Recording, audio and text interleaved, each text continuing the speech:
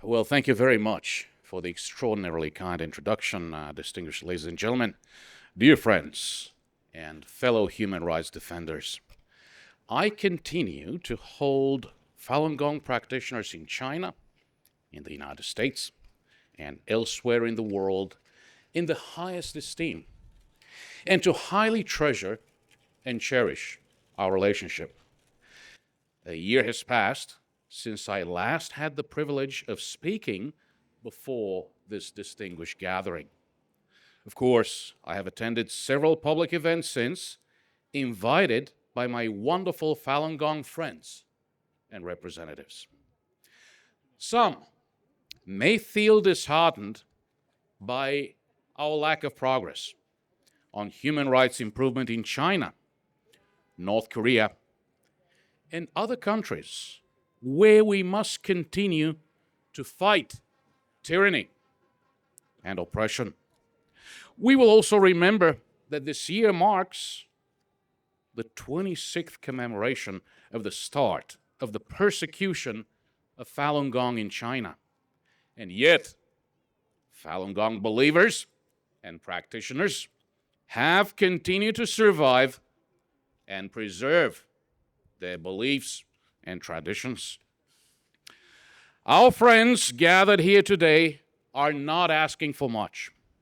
They're simply asking for the fundamental freedom to choose their way of life and their system of beliefs. The odds have been against you. Ruthless Chinese Communist Party campaigns have aimed to eradicate the multi-millennial, ancient, rich traditions that you have preserved and cherished. These traditions incorporate fundamental, universal values, including truthfulness, compassion, and forbearance. As a student of China, please allow me to take the liberty of saying that it is you and not the CCP. It is you and not the CCP who define the distinctive features of the Chinese people, the Chinese identity, the Chinese spirit and soul. As a fellow human rights defender, let me assure you that you have our full admiration and support.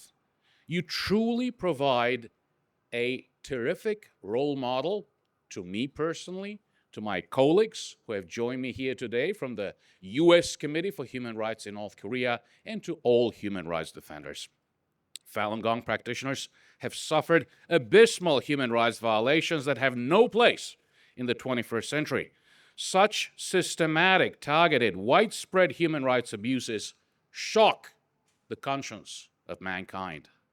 Despite having suffered tremendous loss, against all odds, Falun Gong practitioners have managed to preserve and cherish their identity and bypass one of the world's most repressive, most sophisticated systems of coercion, control, surveillance, and punishment. More than a quarter century after the start of the massive CCP campaign and purge aimed at its extermination, Falun Gong has survived and struggled on. Many of you have been born here. Many of you have grown up in families that have been Americans for multiple generations and likely for centuries. I am a naturalized first-generation American. And as an American, I know one thing for certain: freedom to choose one's beliefs and religion, to live by one's code of religious, political, cultural, moral, and ethical values, to improve one's spiritual well-being through exercise, meditation, and moral improvement. These are all fundamental human rights. And these are all fundamental American civil rights, which define the very tenets of our identity and existence. As an American, I know that all three branches of the U.S. government are fully committed and determined to uphold human rights throughout the world. We have the right laws and legal system in place.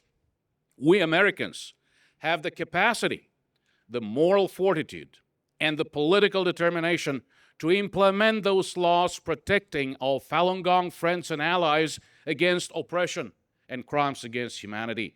And as an American civil society representative, I'm fully determined to provide all support that is needed to bring freedom of consciousness, religion, and thought to our Falun Gong brothers and sisters, wherever they may live, especially in China.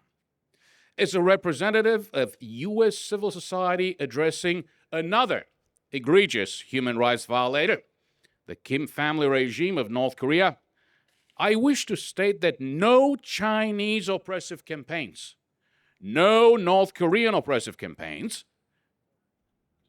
no oppressive campaigns are welcome on U.S. soil. They never will be. Through our elected representatives, we, the American people, including all Falun Gong fellow Americans, stand by the oppressed. We stand for the rights and freedom of Falun Gong practitioners in China and beyond. I'm one of many who are horrified by the atrocities and crimes against humanity the CCP has committed against Falun Gong practitioners for over a quarter century. Systematic forced organ harvesting in particular shocks the conscience of mankind. As a human rights defender, I'm heartened to know that our Congress has passed laws protecting Falun Gong followers and continues to resolutely consider such legislation. Ladies and gentlemen, dear friends, it is a tough world we live in. And I must say, together with my HRNK colleagues who are present here today, it is a true honor and a privilege to be standing by your side, all Falun Gong brothers and sisters. Your resilience, your tenacity, and your relentless struggle bring hope to all of us. The struggle will be long, strenuous, and dangerous. And truth, compassion, tolerance, and human rights will always prevail. We shall prevail together and soon celebrate the fall of tyrants and the triumph of the values we hold so dear. Thank you very much, and wonderful, wonderful meeting you again. Thank you.